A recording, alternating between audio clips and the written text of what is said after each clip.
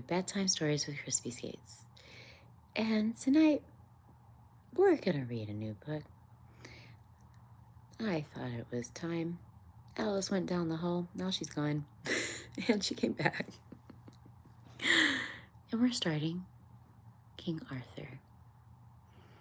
So here we start with 2 dragons. Oh, and check out how cool my mom is. Look at this bookmark.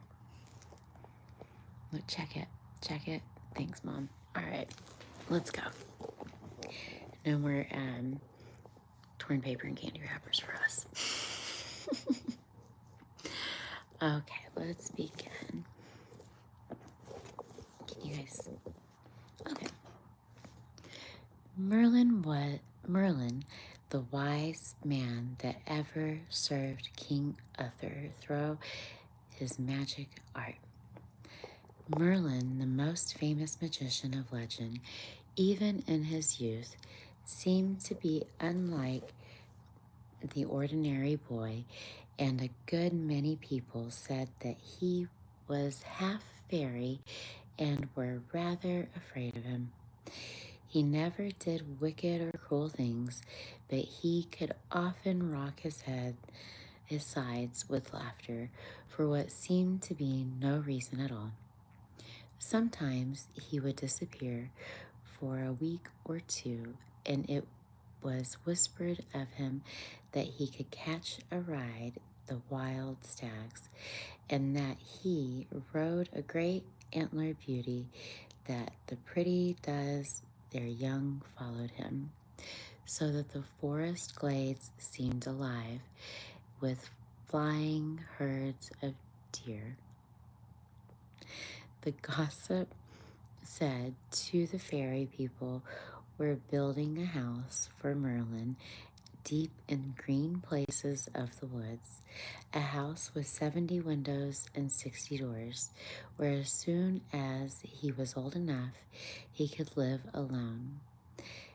But when Merlin was stared at on account of these things, he only laughed himself, as usual, and unconcerned went on about his business.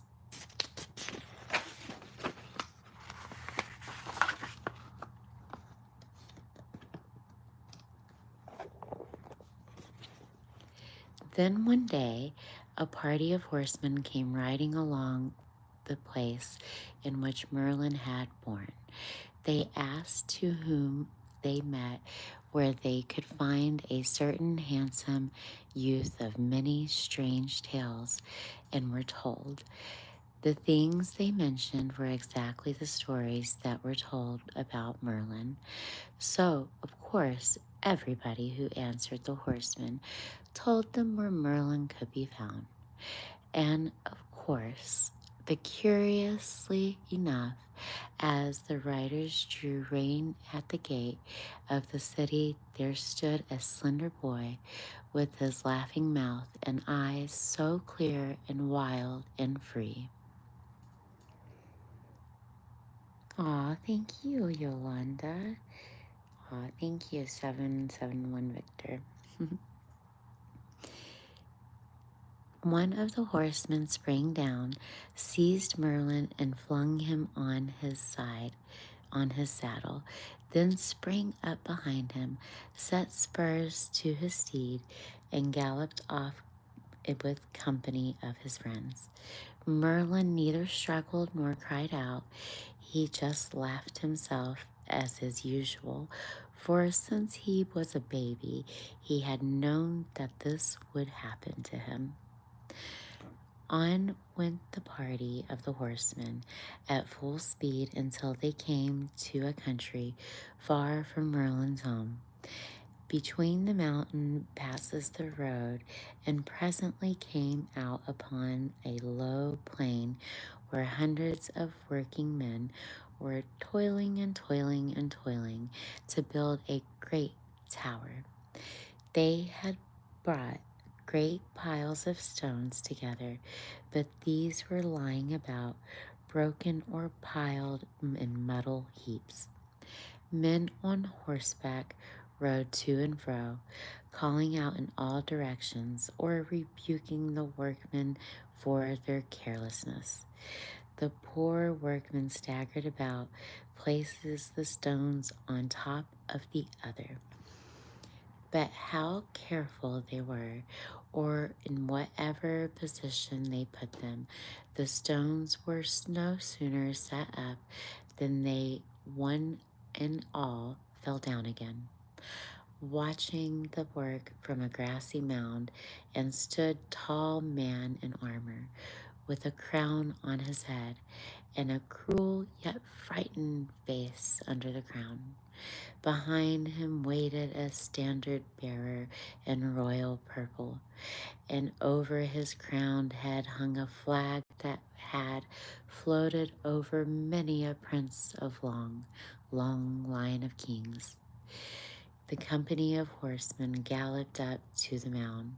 Taking Merlin down from the horse, they led him bound up the cruel-eyed monarch who stood there. "Is this the boy?" asked the king. "You have found the child who was described to me." "Yes, sir," answered the rider who first seized Merlin. "We have found him and brought him to you." The king looked steadily and fiercely at Merlin, who smiled back pleasantly, not at all afraid. "You laugh, child," said the king, with a heavy frown. "Do you know your fate? Do you see the stones that place where men have built the foundations of great tower?" Merlin nodded and looked around in the heaps of the unused stones, so many of which were broken and spoiled. "In that tower," went on the king, "I mean to find a safe refuge from the terrible enemies who swarm on. Sides of my country. These foes will assuredly ride one day over the mountains, and unless I provide a safe retreat, will conquer my kingdom and kill me. Only a strong tower can be my heaven. But although I have tried for many months to build it, no sooner are these stones set up than they fall down again." "I am not at all surprised to hear that," said Merlin, apparently little interested in what the king was saying. "Wait," said the king angrily and thundered.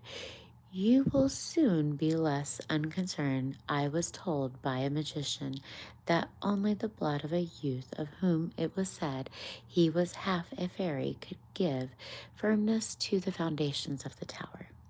You understand that, unhappy child, my tower must have, though your blood spilled in order to build it." Even this, the cruel king looked unhappy as well as alarmed as he spoke. But in spite of his sorrow and his fear, he quite determined to kill Merlin, that he could go on to build his tower. Merlin laughed and bowed and sat down on the grass on the mound, and right under the royal purple flag was held by the royal standard bearer. "Indeed," he said, "but even only my blood, great king, will not help you to build the tower on top of that water like that." The king frowned perplexedly and stated that the boy was said to be half a fairy. "Lake of water, what do you mean?" he demanded. "There is no lake here, nothing but solid red-brown earth. Set your workmen to dig around the foundations of your unfinished tumbling tower, and you will soon see for yourself," laughed Merlin, rocking to himself to and fro, his hands collapsed about his knees. The king, whose name was Vortigern, was so amazed that he actually did as the strange mocking boy told him. He set the architect, who was trying in vain to build the tower, and bade him order the workmen dig around the foundations of their spades. So the workmen stopped trying to set up the stones and began shoveling out the soil. And behold, almost immediately they were digging in mud, and up bubbled a hidden water through the mud, and down fell the banks of the ditches, followed by the stones that had not tumbled down before. And as the water rushed up until the last hole of the middle of the plain was a great lake from which the workmen were running away in one direction and the architect and the horsemen in another. But King Vortigern and Merlin still sat together under the royal standard of the grassy summit on the mound, gazing earnestly at the enormous lake. The king turned to Merlin, more afraid now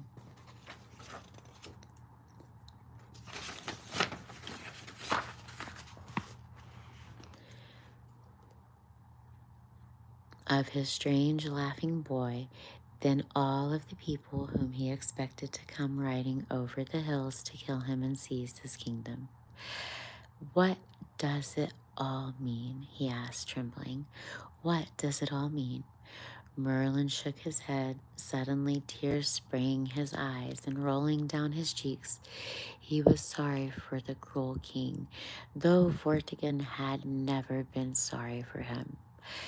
"There is a great stone below the lake," he said with a whisper. "Two dragons sleep there, one red and one white. One day they will come out under the stone and meet the waters of the lake in a fearful battle. The white dragon is the soul of your strongest enemy, and the red dragon you may see in the reflection of yourself." Then Merlin stepped down from the mound and went slowly away, and nobody tried to hold him. But Vortigern sat on the grass and stared for a week on the end of the still waters of the magical lake. And at last, while he stared, he saw the water shudder and break into great waves. And the waves sprang higher and higher and broke into a foamy strand, looking like the white shaggy manes of the horses tossed by the wind. Then up through the hills of the valleys, the storms lashed. Water came, white dragon and the red. The white dragon was as pale as snow, and the red dragon was as scarlet as blood. Their wings high above, with angry waves, looked like crimson and silver clouds low flying across the sky. Oops, sorry for moving so much. And freedom end to end of the fairy white lake, and they fought each other until the great cry, "The red dragon fell dead upon the beach among the green rushes and the broken streams of the water flowers." Vortigern rose and fled, but he thought he heard the voice of the fairy boy echoing around him as he went. "In the white dragon is the soul of your strongest enemy. In the red dragon you may see a reflection of yourself." The king arrived at the palace, quaking with fear, but lo, his countries came running to tell him that the lake sunk back deep into the earth, and that now the workmen were building his tower as fast as they ever could. So Vortigern began his old, cruel, wicked ways once more. Then, soon as the tower was finished, he shut himself in for safety. But at the night, very often, he woke up panting with terror. For his dreams, he had seen again the mighty battle between the white dragon and the red. and he had feared one day his strongest enemy came over the hills with a great army. For Vortigern's people, racked with their king's wickedness and cruelty, and sent out a pitiful cry for help. But the king rode over the hills, was great and good, and he rescued the unhappy people, and then went to Big Tower and bade Vortigern to come out. There was no answer from inside, so the soldiers set fire to the tower.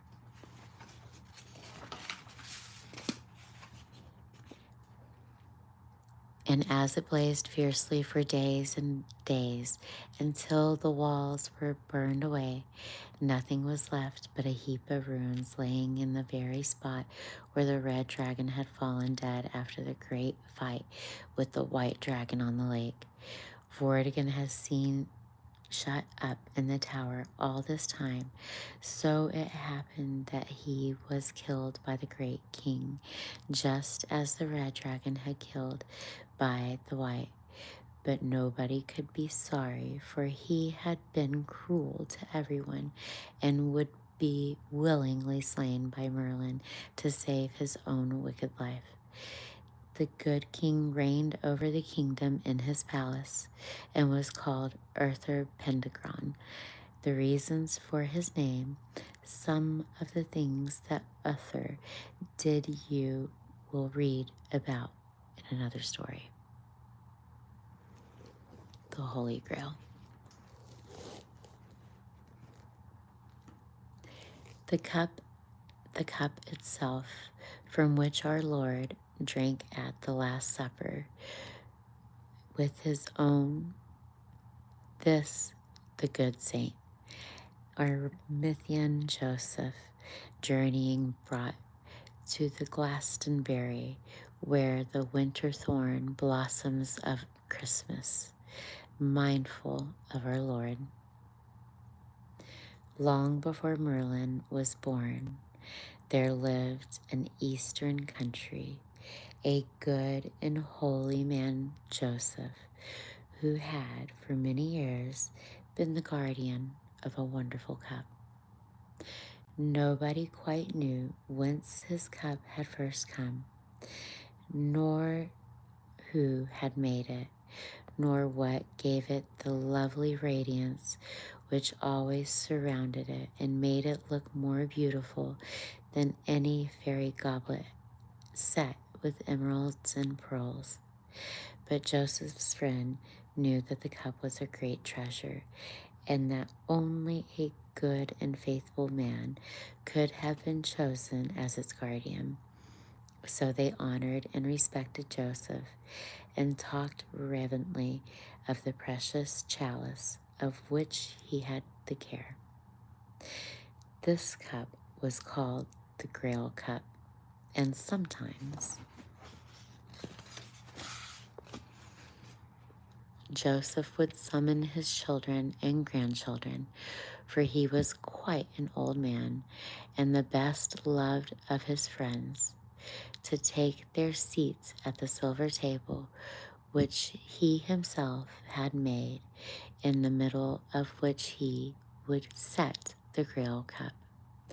Then, while everyone looked at the shining mist of the cup was half hidden, Joseph would tell another good man called Alan, who he loved very deeply, to go to a certain stream and catch a silver white fish that he would see swimming about in the clear water. Alan would go willingly, however. He often went, and he always saw the silver fish gleaming and the fish among singing in the bubbles and stream. He would catch the fish and bring it to the bright table to show Joseph, who would tell him to take it and broil it on the fire of clear embers. When this was done, Alan served the fish to the people who sat at the silver table. No matter how many times there were and how many people there were to feed, there was always enough. And when the feast was over, all who had shared in felt revived, content, and joyful, strong to do what was right and resist what was wrong. They would go away glad, grateful, wondering how it was that Alan could always catch so magical, marvelous a fish. And they never really understood the secret which belonged to Alan and Joseph alone, but they gave Alan the name of Rich Fisher.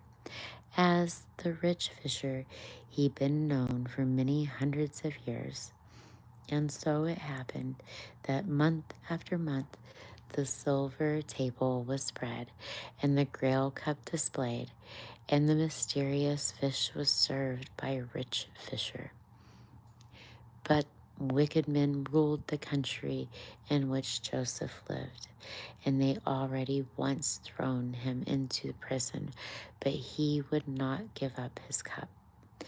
They were again plotting against him when one day he worked in his garden and he visited a beautiful spirit who told him that he must take the grail to a distant country called West over the sea. And Joseph asked how this could be done. "For," said he, "I am only a gardener and a worker in cornfields, and I have no ship in which to voyage, nor sailor friends to manage its oars and sails." The bright spirit, however, bade him have faith and not be afraid.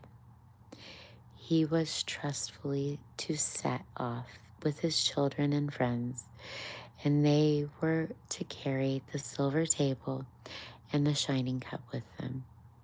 The vision faded away among the vines and the dark cedar trees, and Joseph went into his house, and sending the rich fisher told him everybody else to make ready for their journey.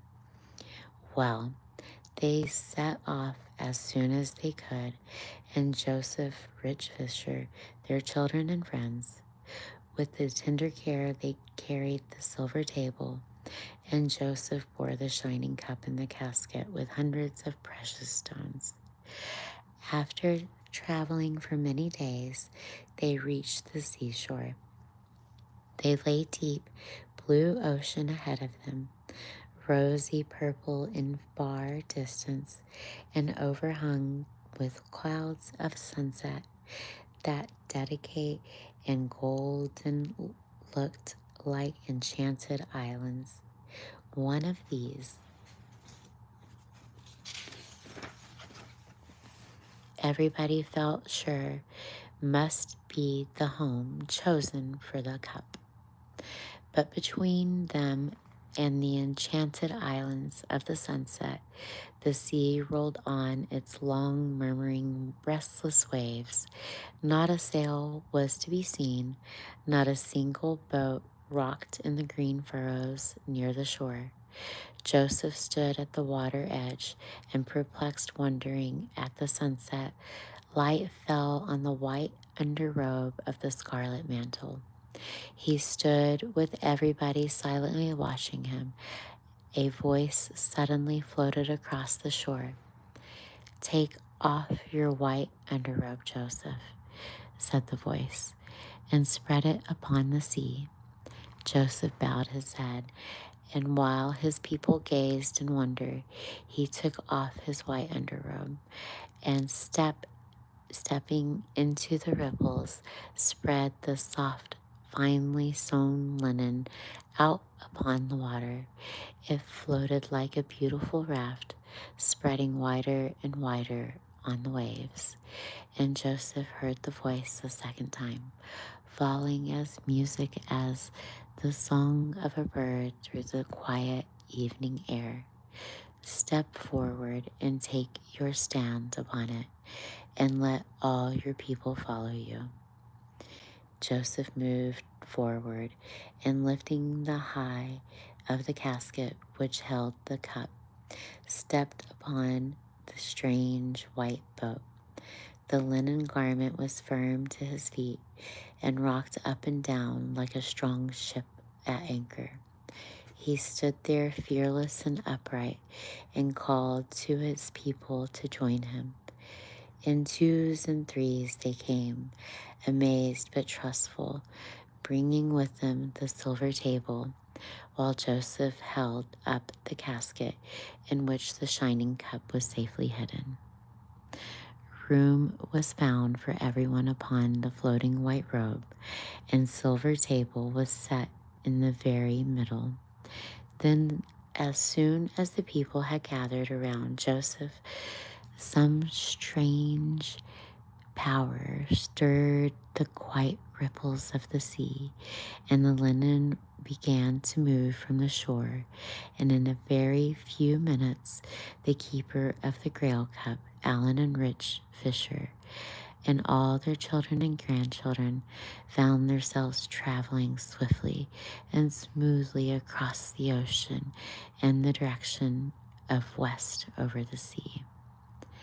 The sun sank, the moon rose, and still the white linen robe, with all these people clustered together on it, sailed faster than any ship over the starlit water. Then by the moon set to 2, and the sun climbed again into the sky behind the travelers. As it rose, it threw its golden beams upon the fresh and fragrant, still drowsy world, and Joseph cried out joyfully that he could see the sandy beaches, the high cliffs, and the distant mountains of west over the sea. And there, like the costly gem in a setting of polished silver, lay the land, sparkling and beautiful. But as the travelers drew nearer, they saw the while they had left the warmth and flowers and fruiting trees behind them, and they come to a country where winter reigned. This land was cold and snow-covered. The rocks glittered with frost of night, and the streams were hushed under the silence of ice. Oh, I think it's going to be reaching on. The outspread robe floated into the little bay, and the chill winds from the north blew upon the voyager's face. As one by one they stepped down into the icy ripples, hurtled breathlessly to the shore. Joseph came at last of all. As he lifted his strange ship, the voice came again down from the mountains, telling him to lift his robe and put it once more upon his shoulders. He did so, and behold, it was quite warm and dry. Then the rich fisher led the people up a narrow pathway which climbed the cliffside, and Joseph and the Grail, while some of the others willingly carried the silver table between them, reached the top of the cliff, and they traveled onward over the rugged mountains and through the peaceful valleys until they reached a place called Glastonbury. And Joseph knew that here he was meant to build a little church of wood. He leaned on his staff for a long time, looking about him with joy in his eyes. It seemed to him a wonderful thing that he was to build a church in the island of Britain, which was the real name of Westover Sea. Then he leaned on his staff, and he felt it move, a tremble strangely under his hand. He glanced down, and lo, he saw little twigs and stems laden with green leaves and a pale white horn flowers sprouting out on the sides of the staff. Taking his hand from it, startled, he perceived that it had rooted in the frosty bound earth. Wonderfully, he touched the tiny flowers, and then, even as he touched them, snow began to fall and mingle its feathery flakes with pearly petals. Then the staff shot upward, and great bows, fully clothed with blossoms, branched about, and Joseph's figure and high above his head. In a few minutes he was standing, amazed, under the spreading thorn tree, laden with the sweet smell of white snow bloom. Joseph called Rich Fisher to him, and called to his followers, who stood as amazed as himself, and told them to set the silver table under the flowering tree. They did so. And Rich the fisher, in obedience to Joseph, went to a little half-frozen stream close at hand. There, swimming about, close to the edge of the ice, he saw the beautiful gleam of fish. He quickly caught it, and making fire sticks, roasted it upon the clear embers. Then, coming back to the silver table, he saw Joseph set the shining cup in the center of it, and that everyone was prepared to share the magical feast. So there, under the blossoming thorn tree, the children, followers of Joseph and Rich Fisher, ate their first banquet at west over sea, while the snow fell thickly about them and covered the fields of the plain of Gotzenbury with the mantle of purity. Now, while they were feasting on an old man dressed in a long white robe was called a Druid, passed by and paused, utterly amazed at what he saw. Well, might be surprised to see the Eastern people in their blue, purple, scarlet robes, seated around a silver table under the tree with flowers. Aw, thanks for the like. He, with a strange feeling of awe, gazed at them, at the beautiful cup at which was set in the middle of the table and shone as delicately as the moonlit cloud. Even while he watched the banquet and came to the end, the stranger stood up, and one who seemed to be the chief took the cup in his hands. Others lifted the silver table, and unaware that they were seen by the old Druid, they swept away the radiant possession toward the inland forest, leaving the blossoming tree standing mysteriously and beautiful under the falling snow. The Druid stepped up into the tree and touched it and smelled the flowers. Then he went back into the oaks which he lived and wrote down that he had seen in a parchment book fastened with golden clasps. This book he locked up, and it was kept hidden for many years.